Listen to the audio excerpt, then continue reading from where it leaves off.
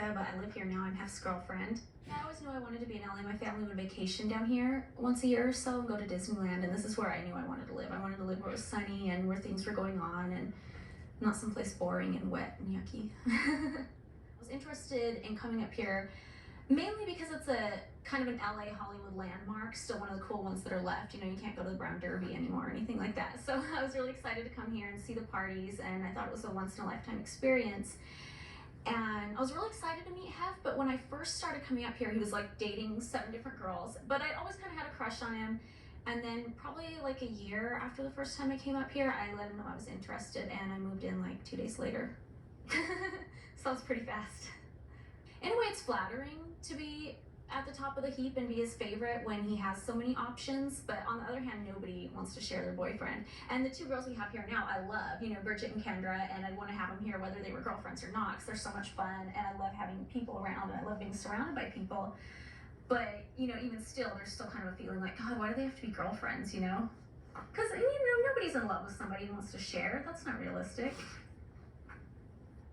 This is going to be hard for me to articulate. I don't think it's that I ever realized I was beautiful. I think it's that I realized that I was ambitious enough to recognize what was beautiful and change myself into that person. Because it takes effort to be beautiful, whether it's getting your hair done or getting surgery or whatever.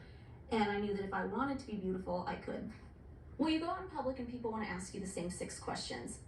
Do you really sleep with them? How many girls live there? How much do you get paid? And I'm just, or how did you get this job? And I'm like, it's not a job, fuck off, you know? So like, when I go out, I'm not like wearing my big bunny necklace or, you know, saying, oh, look at me, I live at the Playboy Mansion like some girls do. I just want to be a normal person. I don't want to get asked a million stupid questions. You know, I don't go out on the street to talk to Howard Stern. If I want to go on Howard Stern, I go on Howard Stern, and I haven't, so get a clue.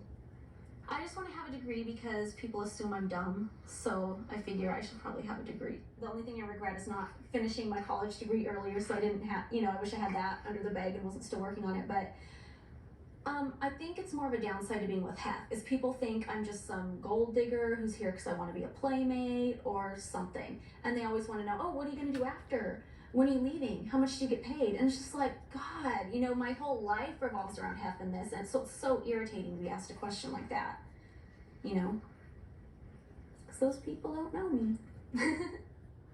I do feel comfortable having cameras follow me around. The one thing I'm worried about, and I was talking to Mary about this, is the girls get along so great right now, and that hasn't always been the case. I'm just scared it'll turn into a competitive thing, and it'll be like somebody wants to be in front of the camera, so they're going to act obnoxious, and they're not going to be themselves, and that's just not cool to me.